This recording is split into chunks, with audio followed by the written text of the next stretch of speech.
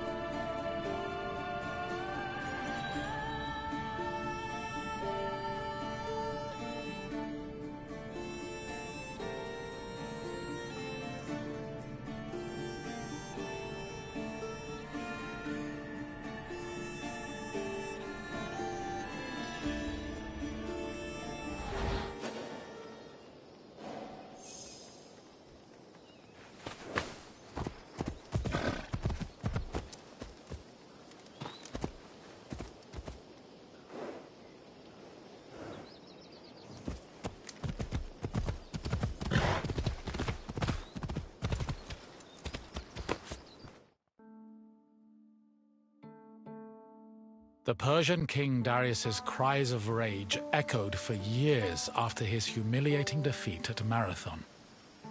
Even after Darius's death, his son Xerxes continued to seek vengeance against the Greeks. According to Aeschylus, Asia was emptied of all its men. Greek spies brought the news of Xerxes' imminent invasion back to their homeland. Afterwards, many discussions were had on the best place to mount a defense. In the end, the Greeks decided on Thermopylae. The area featured a narrow pass that could act as a bottleneck for the Persian army, negating their numerical superiority. It also offered naval advantages, offering the Greek fleets opportunities for flanking.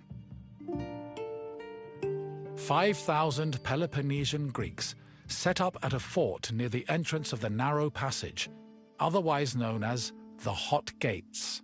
Leading them was Leonidas, a Spartan king who prided himself on supposedly being a direct descendant of Heracles. Leonidas was accompanied by several elite soldiers who together made up the famous 300 Spartans.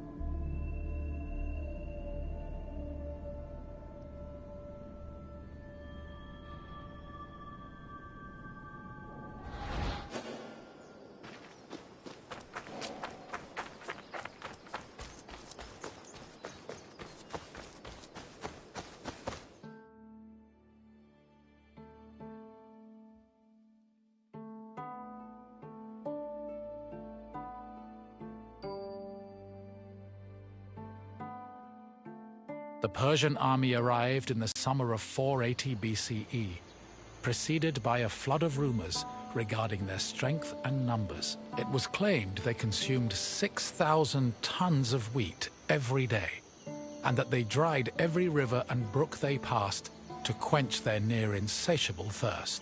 During their march to Thermopylae, the Persians faced no opposition, and in fact, increased their numbers further by recruiting more soldiers from other Greek cities and places like Thrace. According to Herodotus, the last count of the Persian fleet was numbered at 1,207 boats, mounted by approximately 240,000 men. He estimates the land army, meanwhile, was made up of more than 1 million men. The Greek forces at Thermopylae were heavily outnumbered.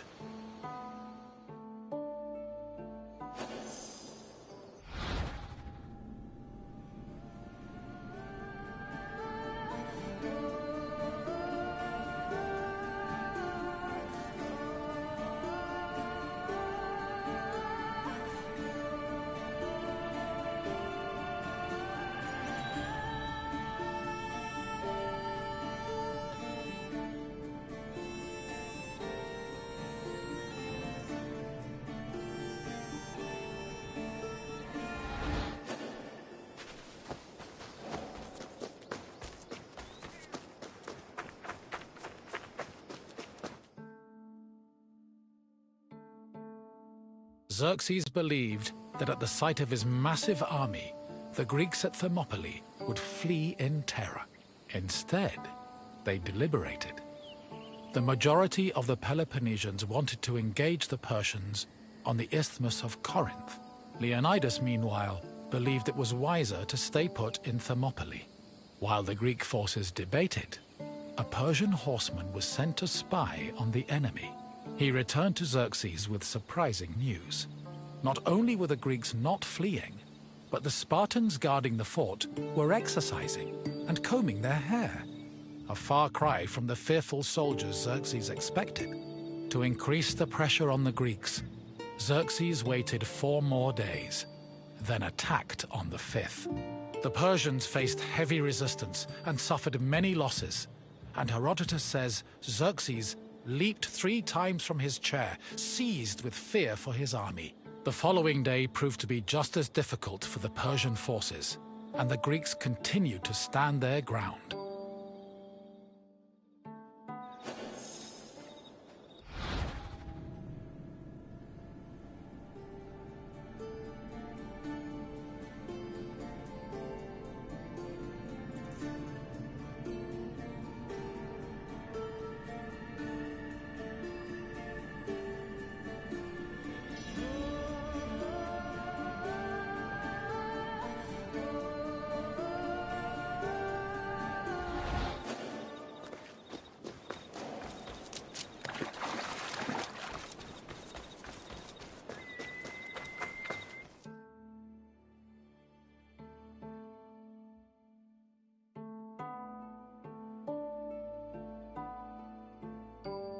The Persians seemed poised to be held at Thermopylae indefinitely, until an inhabitant from the region came forward with information.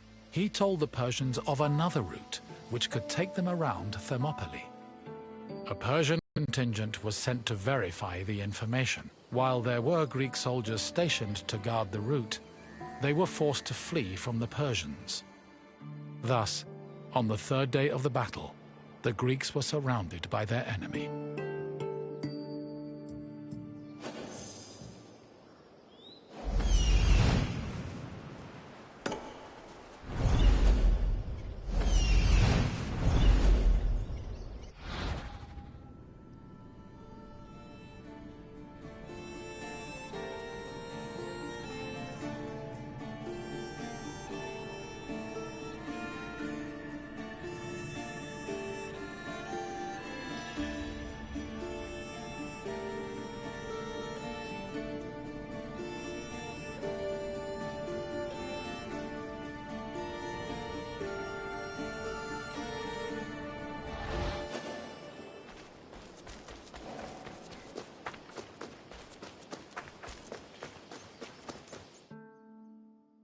With the Persians both in front of and behind them, the Greek forces at Thermopylae realized they had two choices: flee to live another day, or stand and fight till their last breath. Most of the Greeks chose the former option, but some stayed, including Leonidas and his 300 Spartans. For the Spartans, dying a glorious death was one of the highest honors they could achieve. The few members of Leonidas's Spartans who did not participate in the last stand at Thermopylae felt that they had missed an opportunity for honor and either committed suicide or continued living under the mockery and disgust of their fellow citizens. The Spartans' last stand was not only for glory, though. Had they not held off the Persians, the Greeks' retreating forces would probably have been cut down by enemy horsemen.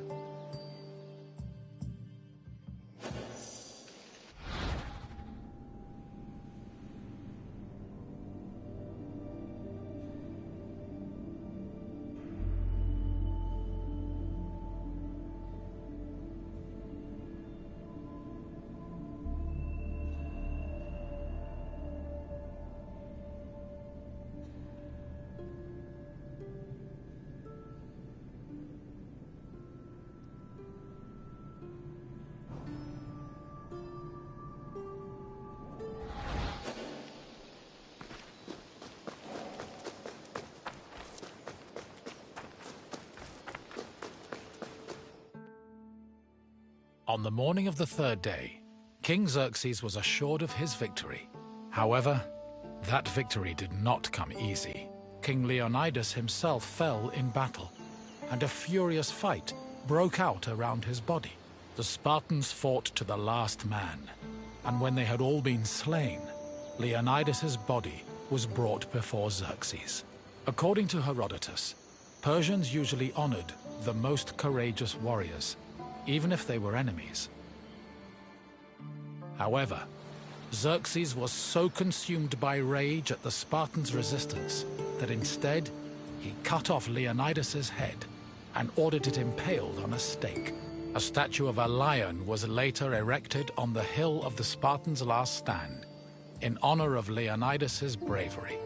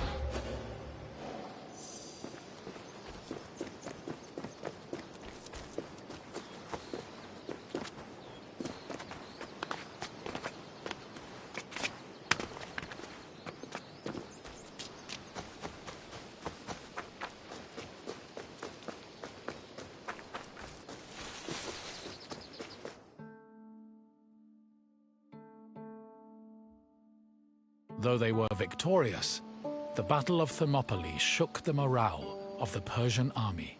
They had lost thousands of men, while Greek casualties only numbered in the hundreds, and due to the sacrifice of the Spartans, the rest of the Greek army had been able to successfully retreat and regroup.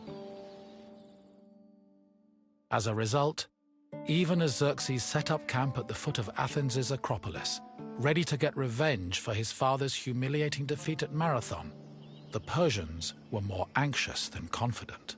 They were more aware than ever that the Greeks did not fear them and were ready to die defending their land.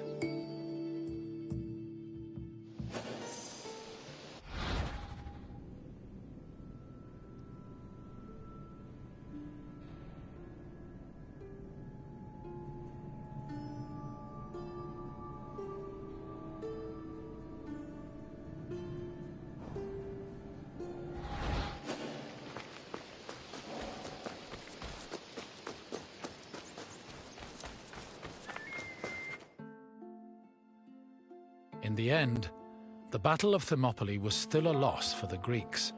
However, the battle gave the Greeks a boost in morale that carried them all the way to their decisive victory over the Persians in the Battle of Plataea in 479 BCE. With the war against the Persians finally won, the Greeks were able to honor the sacrifice of Leonidas and his Spartans with memorials and poems, forever solidifying the glory of Sparta's military prowess.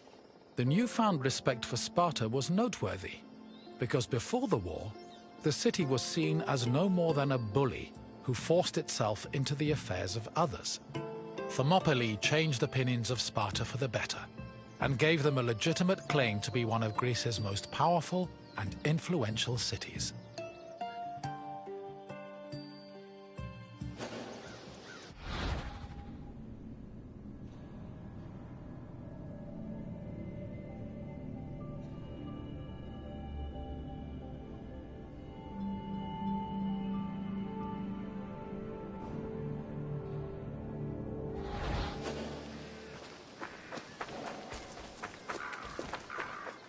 You've finished. I hope you understand the magnitude of the sacrifices made at Thermopylae. Without them, the Greek people would have surely ended as a footnote in Persian history.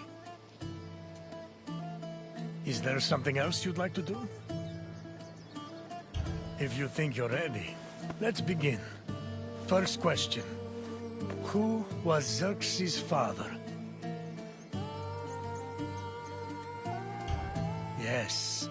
One of the main reasons Xerxes invaded Greece was to get revenge for Darius's defeat at the Battle of Marathon.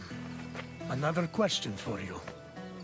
Which battle is seen as the final victory against Xerxes' Persian forces?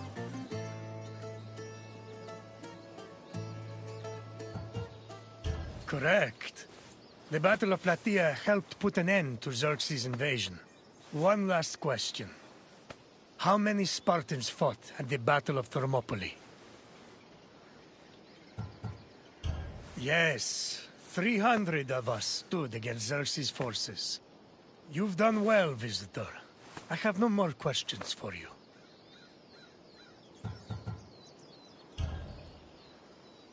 Farewell, visitor.